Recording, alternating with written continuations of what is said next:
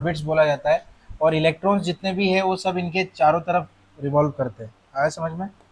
इस न्यूक्लियस के चारों तरफ रिवॉल्व करेंगे और इनका वैल्यू मैंने जैसे कि बताया, ये इस पे डिसाइड होगा 2n² के फॉर्मूले पे। आया समझ में? तो इसमें 4 शेल्स होते हैं, के, एल, एम और एन। और भी शेल्स हो सकते हैं, एन के बाद भी हो सकते हैं। So n is equals to 1, n is equals to 2, n is equals to 3, n is equals to 4। अब ये मैं बता देता हूँ ये पीरियोडिक टेबल में कहाँ पे होते हैं। ये एन इज इक्वल्स टू 1 2 3 4 5 6 7, बस 7 हो सकते हैं, उसके आगे नहीं। अब आप ये भी सोच रहे होंगे कि सर वो क्या 4 तक ही होता होगा, तो ये 7 तक हो सकता है। अगर आपने नोटिस भी किया होगा तो यहाँ पे भी कॉन्फ़िगरेशन लिखी गई है, देखो ये कॉन्फ़िगरेशन है। ये देखो यहाँ पे लिखा है कॉन्फ़िगरेशन, एक मिनट, ये देखो यहाँ पे कॉन्फ़िगरेशन लिखा है नीचे। नहीं लिखा है क्या? एटॉमिक नंबर है, एटॉमिक स्ट्रक्चर है, ठीक है, वैलेंस लेयर है, ये कॉन्फ़िगरेशन है सारी। ये सब 11 12 में पढ़ाएंगे जब आपको अगर इन फ्यूचर को एग्ज़ाम देना होगा तो। अभी मैं पढ़ाता हूँ 11 12 को, इसीलिए मुझे ये सब चीज़ें पता है कि ये सब होती है। ठीक है, क्या? इसमें देखो, यहाँ पर आपको सिर्फ इतना याद रखना है कि बोर्स ने क्या बताया था। It it tell about the orbits, orbits के बारे में बताया था, या उसको हम बोल सकते हैं शेल्स। ठीक है, शेल्स बोल सकते हैं। और उसने ये फॉर्मूला दिया था, इस फॉर्मूले के थ्रू हम क्या फाइंड कर सकते हैं, number of electron in an orbit. एक ऑर्बिट के अंदर कितने नंबर ऑफ इलेक्ट्रॉन्स है वो हम पता कर सकते हैं इसके थ्रू। तो हमें पता चला इसमें 2, इसमें 8, इसमें 18 और इसमें 32। मतलब फर्स्ट शेल में 2 इलेक्ट्रॉन हो सकते हैं, सेकंड शेल में 8 इलेक्ट्रॉन हो सकते हैं, थर्ड शेल में 18 इलेक्ट्रॉन आएंगे और फोर्थ शेल में 32 इलेक्ट्रॉन्स आएंगे। मतलब 32 electrons at a time revolve करेंगे, ऐसा। आया समझ में?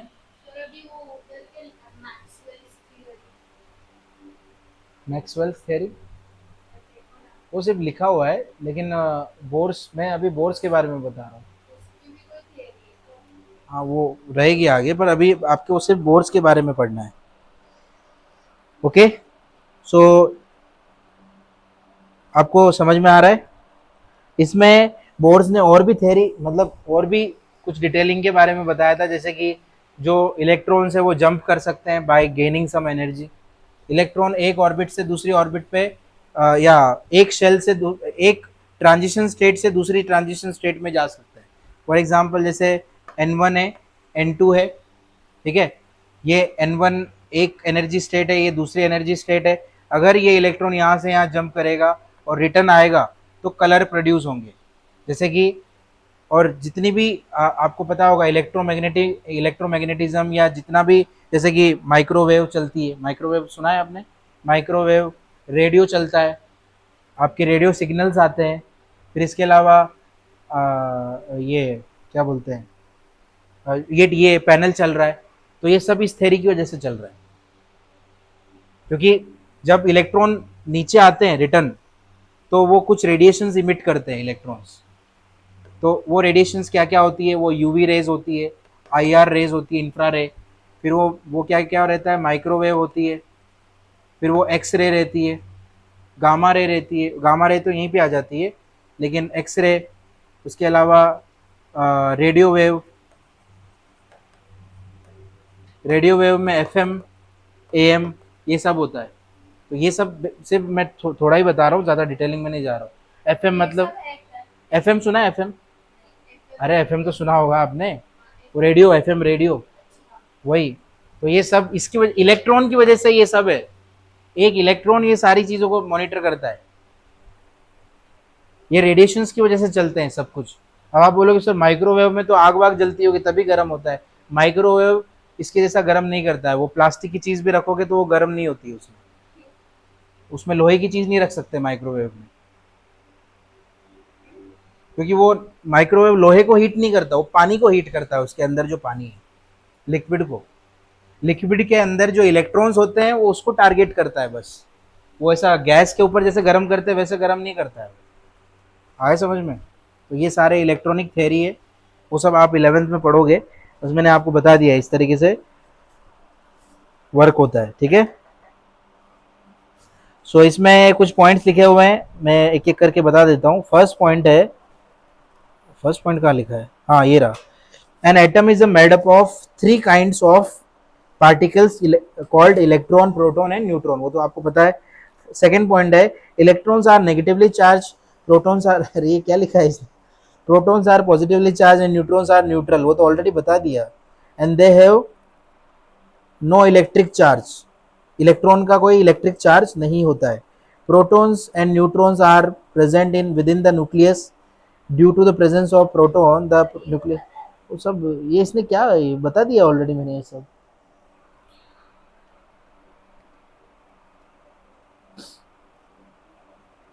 हाँ इसमें और पॉइंट्स लिखे हैं।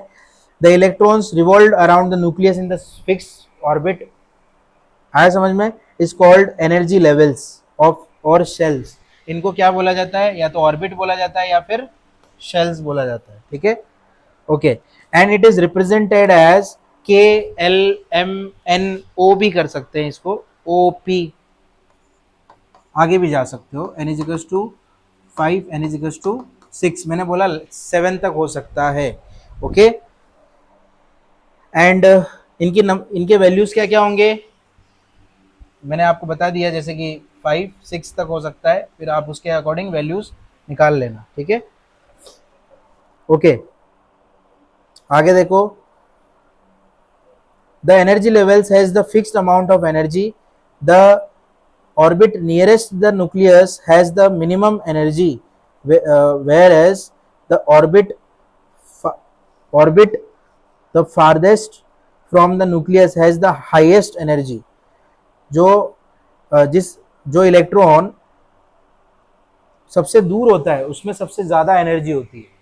जैसे कि अभी न्यूक्लियस के जो इलेक्ट्रॉन पास में है उसमें एनर्जी क्या होगी, कम होगी, लेकिन जो न्यूक्लियस से सबसे दूर है इलेक्ट्रॉन उसमें सबसे ज़्यादा एनर्जी होगी, वो किसी के भी साथ रिएक्ट कर सकता है। आया समझ में, क्लियर है? सॉरी सॉरी, इसमें इलेक्ट्रॉन की बात नहीं कर रहे हैं हम, इसमें हम बात कर रहे हैं एनर्जी लेवल्स की बात कर रहे हैं। क्या बात, किसकी बात कर रहे हैं, एनर्जी लेवल्स, सॉरी। तो एनर्जी लेवल्स में आप याद रखना, सबसे पास में जो न्यूक्लियस के पास में जो एनर्जी लेवल है उसका लो एनर्जी होगा, ठीक है, और सबसे दूर जो होगा, जैसे मान लो ये सबसे दूर है ये वाला, तो इसका एनर्जी लेवल सबसे हाई होगा, सबसे ज़्यादा रहेगा, सबसे लास्ट वाले का। आया समझ में, क्लियर है, ओके। नेक्स्ट है, there is no charge in the energy of electron as long as they revolve in the same orbit and remain stable, but if the electrons gains energy it jump to the higher energy levels, and if it loses energy it falls to the lower energy levels। अभी देखो example बताता हूँ, ये electron है, ठीक है, ये bore हो गया यहाँ रह रह के, तो ये क्या करेगा, ये बाहर से एनर्जी लेगा, किस फॉर्म में लेगा मैं वो भी बता देता हूँ, ये फोटोन के फॉर्म में एनर्जी लेगा, फोटोन। और फोटोन कहाँ से मिलता है इसको, इसको मिलता है फोटोन सनलाइट से। कहाँ से मिलेगा, सनलाइट। अब जरूरी नहीं वो सनलाइट ही हो, वो कोई भी लाइट सोर्स हो सकता है, गर्म सोर्स, हीट, वो लाइट हो सकती है ये वाली, ये मतलब जो करंट होता है वो हो सकता है, या जिसमें भी इलेक्ट्रॉन होते हैं वो हो सकते हैं। तो फोटोन बेसिकली किससे लेगा, वो एच म्यू के फॉर्म में होता है, वो आपको अभी पता नहीं चलेगा, याद रखना। फोटोन किससे लेगा, वो सनलाइट से लेगा। सनलाइट आएगी, एनर्जी गेन करेगा, ऊपर भाग जाएगा, ऊपर जंप करेगा एकदम ऐसे, जैसे मैंने बताया था, ये यहाँ से यहाँ जंप करेगा, ठीक है। फिर जंप करने के बाद अगर वो इलेक्ट्रॉन वापस नीचे आया, ऊपर गया और वापस नीचे आया, तो इस एटम की वजह से क्या होगा, यहाँ पर ये रेज रिलीज होंगे, अलग अलग टाइप के रेज, यूवी रेज हो सकती है, वो आईआर हो सकती है, माइक्रो हो सकती है, विजिबल भी हो सकती है। अगर वो विजिबल है तो हमें कलर्स दिखेंगे। जैसे अभी फोटोन है, लाइट है, फॉर एग्जांपल यहाँ लाइट है, बंद करूंगा तो क्या होगा? मेरे शर्ट का कलर देख सकते हो आप, अगर लाइट नहीं होगी बिल्कुल भी। आप एक दूसरे को देख के बता सकते हो आपने कौन से कलर के कपड़े पहने, वो चेयर कौन से कलर की है, अगर पूरा अंधेरा है यहाँ तो। क्यों? कलर तो है ना उस चेयर को, लेकिन आप बता नहीं पा रहे हो। बिकॉज जो लाइट, जो कलर, एक्चुअली यहाँ पर कोई भी चीज कलरफुल नहीं है, एक भी चीज यहाँ पर कलरफुल नहीं है। ये बिकॉज ऑफ लाइट की वजह से कलरफुल है। जो कलर रिफ्लेक्ट हो रहे हैं वो लाइट की वजह से रिफ्लेक्ट हो रहे हैं, और सब में अलग अलग कलर की फ्रीक्वेंसी होगी। अलग अलग कलर की फ्रीक्वेंसी की वजह से ये अलग अलग कलर के दिख रहे हैं हमें एक्चुअली में। आया समझ में? तो यहाँ पर हो क्या रहा है, विजिबल रीजन में आपको 6-7 कलर दिखते हैं। विबग्योर आपने सुना होगा, विबग्योर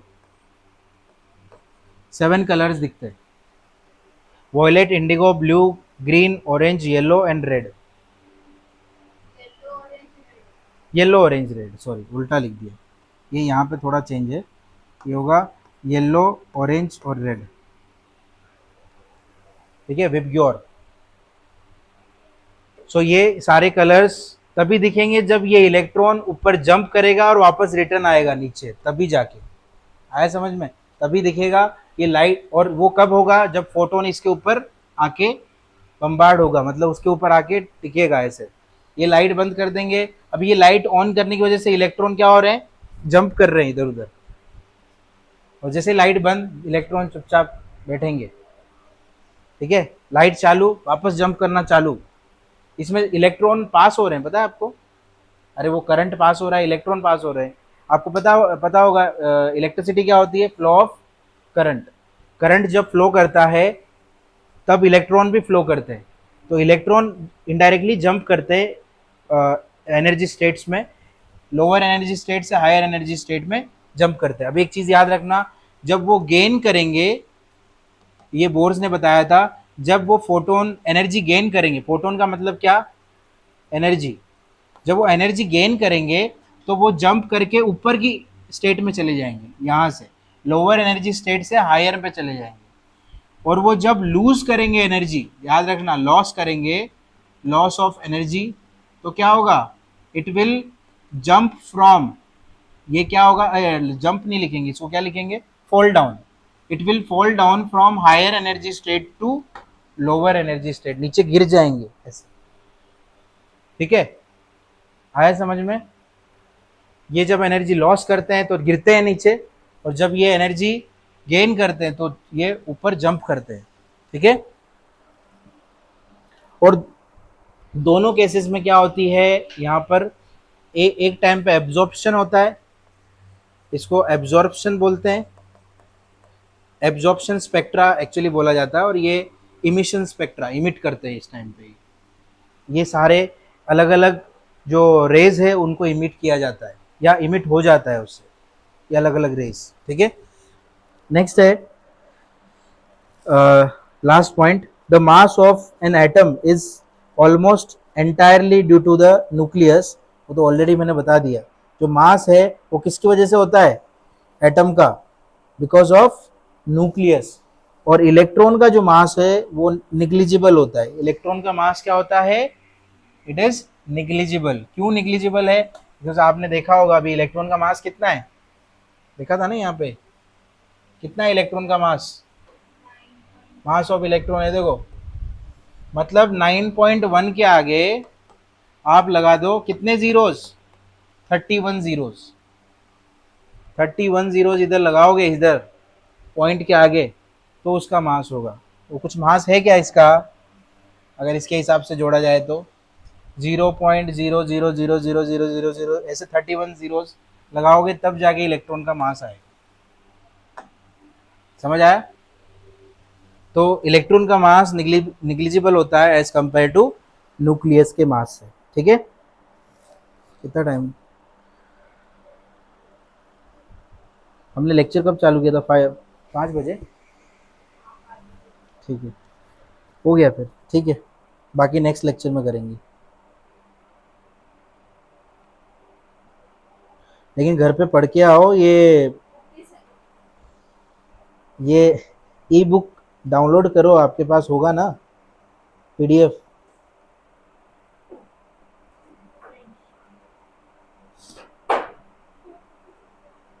रिवाइज करके आना, ठीक है। आपकी बुक में ऐसे दिया गया है, ई बुक में ऐसे, ये देखो, ये जो मैंने बताया वो रिवाइज करके आना।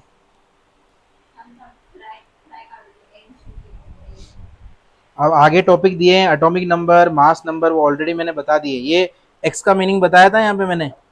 यहाँ ऊपर होता है मास नंबर, ठीक है, नीचे क्या होता है, एटॉमिक नंबर, याद रखना। अगर मान लो ये एक्स है तो ऊपर क्या होगा, यहाँ ऊपर होगा मास नंबर और नीचे क्या होगा, एटॉमिक नंबर, नीचे एटॉमिक नंबर, ठीक है। जैसे नहीं, इस साइड कुछ नहीं होता है। जैसे एक्स है, मान लो यहाँ 24 है और यहाँ 12 है, तो 12 क्या होगा उसका एटॉमिक नंबर, और 24 क्या होगा, तो उससे फिर एटॉमिक मास वाला जो फॉर्मूला है वो लगा के आप उसका नंबर ऑफ न्यूट्रॉन भी निकाल सकते हो, ठीक है। रिवाइज करके आना।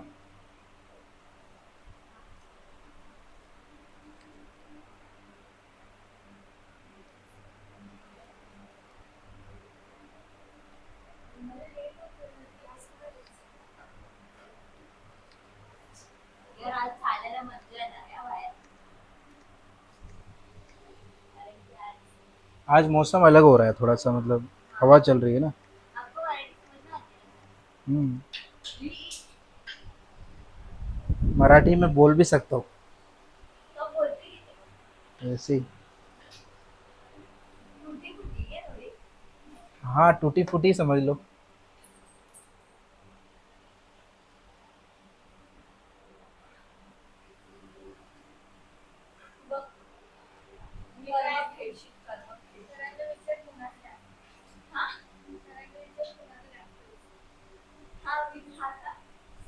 क्या क्या दिख रहा है, क्या ये पेन वाला,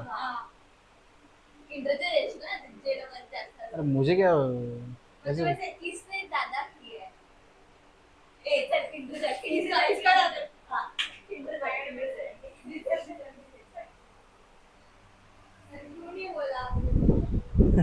अरे जो सच सच बोलना था ना।